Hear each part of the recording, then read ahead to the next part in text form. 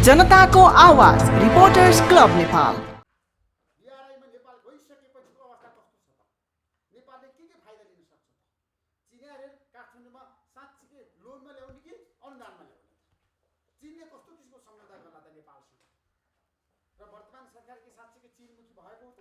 नेपाली कङ्ग्रेसको निष्कर्ष के छ? डाक्टर प्रकाश शर्मा सहमहामन्त्री कार्य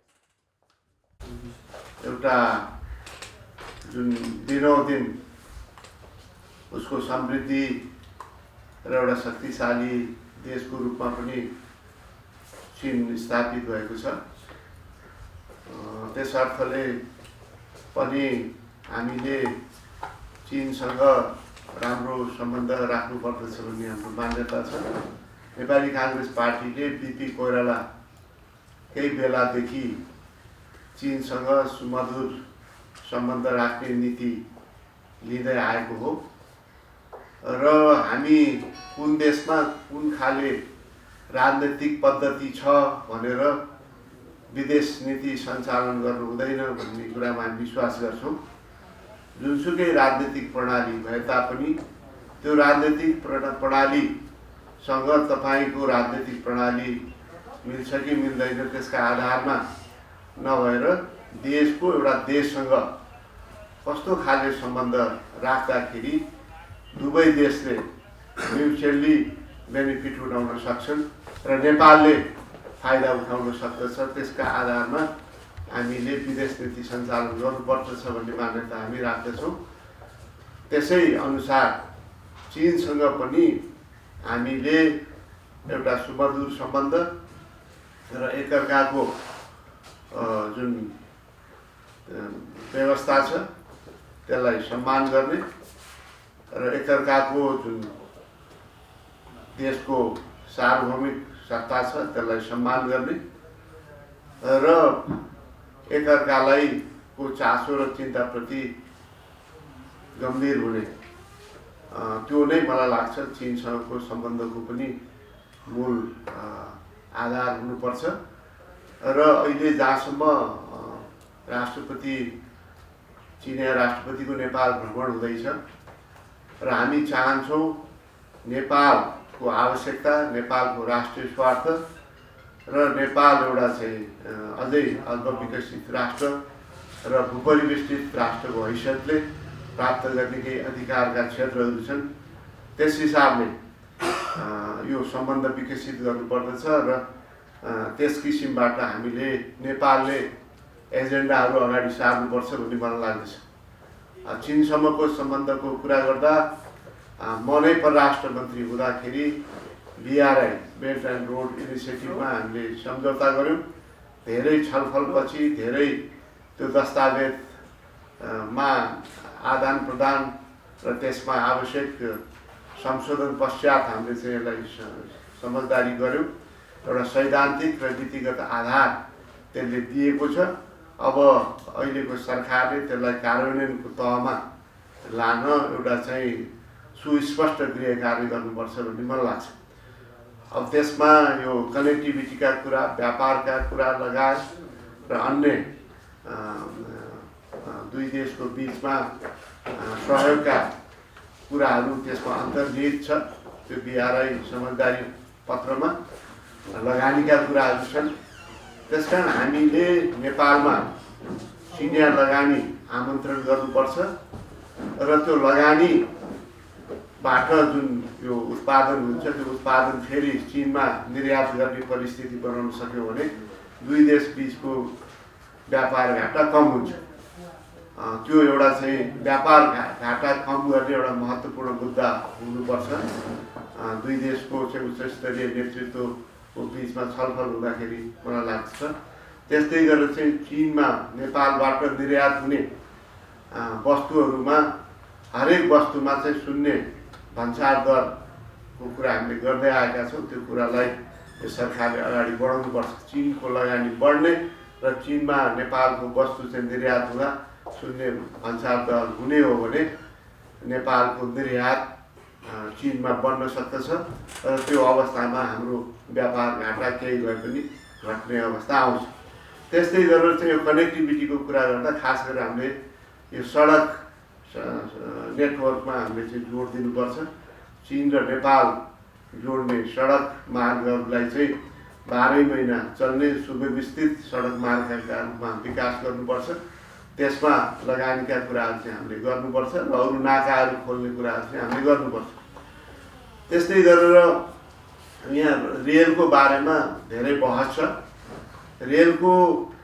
रेलमा हुने लगानीबाट लामो समयसम्म पनि प्रतिफल आउने अवस्था चाहिँ छैन, किनभने नेपाल र चीनको बिचमा धेरै ठुलो व्यापार छैन र त्यो अवस्थामा त्यसलाई पूर्ण रूपमा इकोनोमिकली फिजिबल हुने अवस्था अहिले छैन। जबसम्म चीन र भारतको बिचमा व्यापार नेपाल हुँदै हुने अवस्था चाहिँ आउँदैन, त्यो बेलासम्म चाहिँ रेल चाहिँ फिजिबल छैन। त्यस हुनाले मलाई लाग्छ रेलमा लगानीको कुरा गर्दा हामीले चाहिँ खालि चाहिँ एउटा सेन्टिमेन्टल भएर मात्रै हुँदैन। यसमा मलाई लाग्दछ ऋण लिएर लगानी गर्नु चाहिँ नेपालको लागि प्रत्युत्पादक हुन्छ। त्यो चाहिँ हामीले चाहिँ सञ्चालन मूल्य पनि उठाउन सक्दैनौँ, त्यसको लगानी उठाउने त कुरै भएन। त्यस हुनाले अहिले हामीले चाहिँ पूर्वाधार विकासको कुरा गर्दा सडक र आन्तरिक सडक सञ्जाल र चीनसँग जोडिने सडक सञ्जालमै जोड दिनुपर्छ र रेलकै कुरा गर्ने हो भने पनि त्यो अनुदानमा आउँछ भने मात्रै त्यसलाई हामीले स्वीकार गर्नुपर्छ भन्ने मलाई लाग्छ। त्यस्तै गरेर चाहिँ भारतले पनि रक्सोलबाट काठमाडौँ रेल जोड्ने कुरा गरिरहेको छ। भारतसँग पनि हामीले भन्ने त्यही कि हामीले त्यस्तो खाले रेल सञ्जाल हामीले ऋणबाट या आफ्नो पैसा लगानी गरेर चाहिँ त्यो बनाउन सक्दैनौँ। त्यो पनि अनुदानमा आए मात्रै त्यो हामीले स्वीकार गर्नुपर्छ। चीनबाट काठमाडौँ जोड्ने रेलको कुरा होस् या भारतबाट नेपालमा जोड्ने काठमाडौँ जोड्ने रेलको कुरा हो, त्यो चाहिँ अनुदानमा मात्रै त्यो चाहिँ के छ भनेदेखि फिजिबल हुन्छ, किनकि हाम्रो सीमित साधन र स्रोत छ। ऋण ठुल्ठुलो ऋण लिएर पनि हामीले गैर प्राथमिकताका क्षेत्रमा हामीले चाहिँ लगानी गऱ्यौँ भने त्यो चाहिँ हामी चाहिँ ऋणको बोझमा हामी चाहिँ पर्छौँ। त्यस हुनाले यसलाई चाहिँ एउटा चाहिँ एकदमै यो आर्थिक प्रतिफलका आधारमा, आर्थिक रिटर्नका आधारमा हामीले चाहिँ सोच्नुपर्छ। यसमा सेन्टिमेन्टल हुने कुरो छैन भन्ने मलाई लाग्छ। समग्रमा हामी चाहन्छौँ नेपालमा चाहिँ लगानी वृद्धि होस्, सडक सञ्जालहरू चाहिँ लगानी होस्।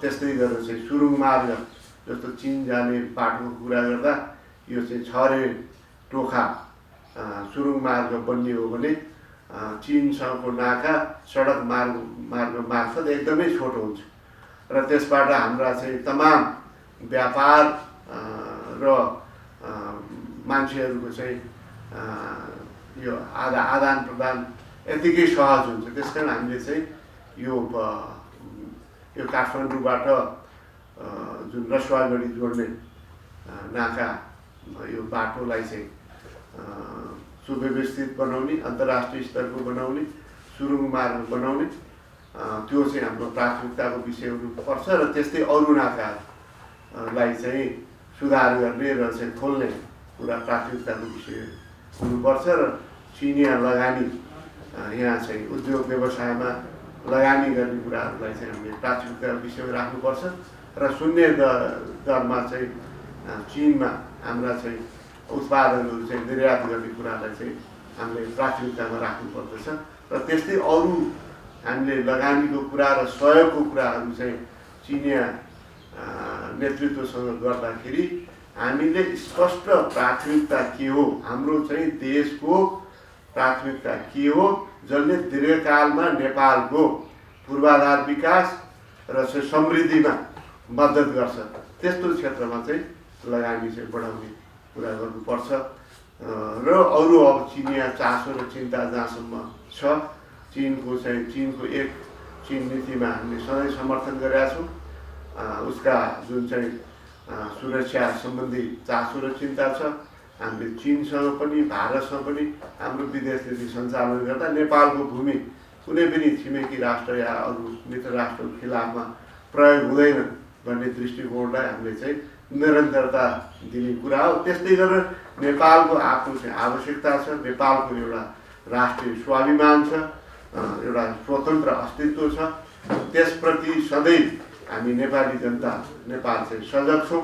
त्यसको चाहिँ सम्मान र त्यसलाई चाहिँ समर्थन गर्ने कुरालाई हामीले हाम्रा छिमेकीहरूसँग को चाहिँ उच्च स्तरीय भेटघाटमा त्यसलाई पनि त्यो विषयवस्तु हाम्रो संवेदनशीलता, हाम्रो राष्ट्रिय संवेदनशीलतालाई पनि त्यही रूपमा हामी प्रस्तुत गर्दै आएका छौँ र भोलि आज पनि त्यही रूपमा चाहिँ यो सरकार प्रस्तुत हुनुपर्छ र पूर्ण गृह कार्यका साथ, प्राथमिकताका साथ ऋण लिँदाखेरि पनि जुन ऋण लगानी गर्दाखेरि नेपालको प्राथमिकता पर्छ, नेपालको आवश्यकता पूर्ति हुन्छ र त्यो लगानीको प्रतिफल एउटा निश्चित समयभित्र प्राप्त गर्न सकिन्छ र त्यस्तो हामीले चाहिँ ऋण लिँदाखेरि पनि वर्ल्ड ब्याङ्क एडिबीको जुन चाहिँ अत्यन्त न्यून दरमा चाहिँ ब्याज दरमा चाहिँ ऋण दिन्छन्, त्यो आधारमा हामीले त्यस्तो चाहिँ ऋण चाहिँ स्वीकार गर्नुपर्छ।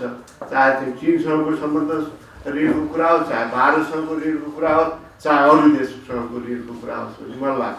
जलस्रोतको कुरा गर्दाखेरि पनि जलस्रोतको लगानी ठिक छ, तर त्यस्तो लगानी चिनिया कम्पनीहरू मार्फत हुन्छ भने हामी स्वागत गर्छौँ, तर त्यो चाहिँ पारदर्शी हुनुपर्छ र त्यस्तो लगानीबाट भोलि नेपाललाई घाटा हुने अवस्था आउनुहुन्न।